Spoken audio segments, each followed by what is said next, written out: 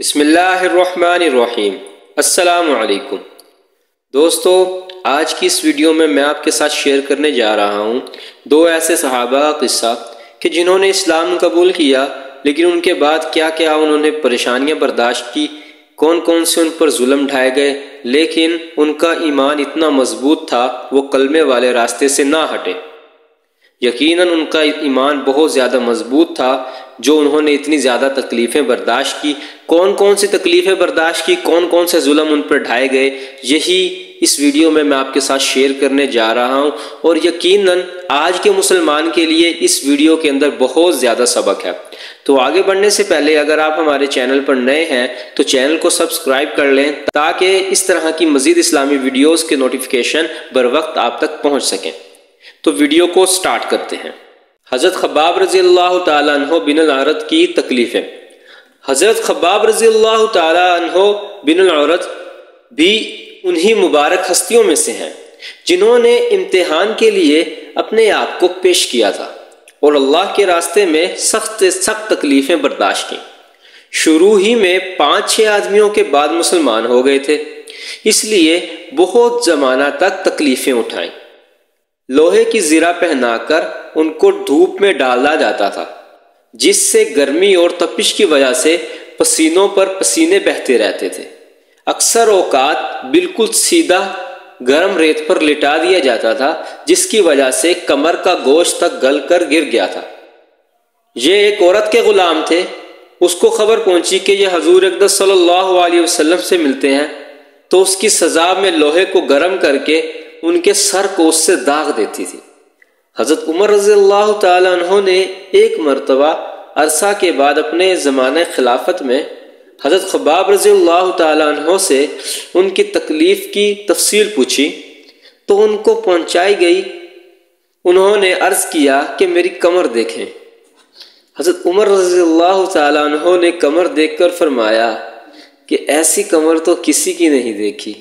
انہوں نے عرض کیا کہ مجھے آگ کے انگیروں پر ڈھال کر گھسیٹا گیا، میری کمر کی چربی اور خون سے وہ آگ بجھی۔ ان حالات کے باوجود جب اسلام کو ترقی ہوئی اور فتوحات کا دروازہ کھلا تو اس پر رویا کرتے کہ خدا نہ خواستہ ہماری تکلیف کا بدلہ کہیں دنیا ہی میں نہیں تو مل گیا۔ حضرت خباب رضی اللہ تعالیٰ عنہ کہتے ہیں، ایک مرتبہ حضور اقدس صلی اللہ علیہ وسلم نے خلاف عادت بہت ہی لمبی نماز پڑھی۔ صحابہ نے اس سے متعلق عرض کیا تو حضور صلی اللہ علیہ وسلم نے فرمایا کہ یہ رغبت و ڈر کی نماز تھی۔ میں نے اس میں اللہ تعالیٰ سے 3 دعائیں کی تھی، 2 ان میں سے قبول ہوئیں اور ایک کو انکار فرما دیا۔ میں نے یہ دعا کی کہ میری ساری امت قحط سے ہلاک نہ ہو جائے، یہ قبول ہو گئی۔ دوسری یہ دعا کی کہ ان پر کوئی ایسا دشمن مسلط نہ ہو جو ان کو بالکل مٹا دے، یہ بھی قبول ہو گئی۔ تیسری یہ دعا کی کہ ان میں آپس میں لڑائی جھگڑے نہ ہوں، یہ بات منظور نہیں ہوئی۔ حضرت خباب رضی اللہ تعالیٰ عنہ کا انتقال 37 ہجری میں ہوا اور کوفہ میں سب سے پہلے صحابی یہی دفن ہوئے۔ ان کے انتقال کے بعد حضرت علی کرم اللہ وجہ کا گزر ان کی قبر پر ہوا تو ارشاد فرمایا، اللہ خباب رضی اللہ تعالیٰ عنہ پر رحم فرمائے، اپنی رغبت سے مسلمان ہوا اور خوشی سے ہجرت کی اور جہاد میں زندگی گزار دی اور مصیبتیں برداشت کی۔ مبارک ہے وہ شخص جو قیامت کو یاد رکھے اور حساب کتاب کی تیاری کرے اور گزارا کے قابل مال پر قناعت کرے اور اپنے مولا کو راضی کر لے۔ حقیقت میں مولا کو راضی کر لینا انہی لوگوں کا حصہ تھا کہ ان کی زندگی کا ہر کام مولا ہی کی رضا کے واسطے تھا۔ حضرت عمار رضی اللہ تعالیٰ عنہ اور ان کے والدین کا ذکر۔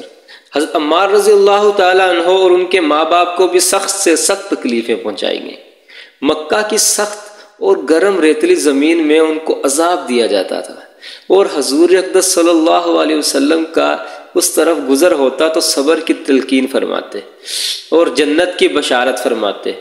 آخر ان کے والد حضرت یاسر رضی اللہ تعالیٰ عنہ اسی حالت تکلیف میں وفات پا گئے کہ ظالموں نے مرتے تک چین نہ لینے دیا، اور ان کی والدہ حضرت سمیہ رضی اللہ تعالیٰ عنہ کی شرمگاہ میں ابو جہل ملعون نے ایک برچھا مارا جس سے وہ شہید ہو گئی۔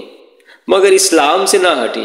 اسلام میں سب سے پہلی شہادت انہیں کی ہے، اور اسلام میں سب سے پہلی مسجد حضرت عمار رضی اللہ تعالیٰ عنہ کی بنائی ہوئی ہے۔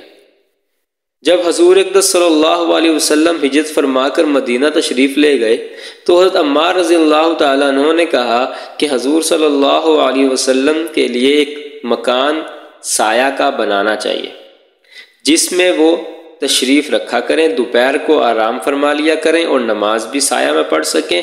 تو قباء میں حضرت عمار رضی اللہ تعالیٰ عنہ نے اول پتھر جمع کیے اور پھر مسجد بنائی۔ لڑائی میں نہایت جوش سے شریک ہوتے تھے۔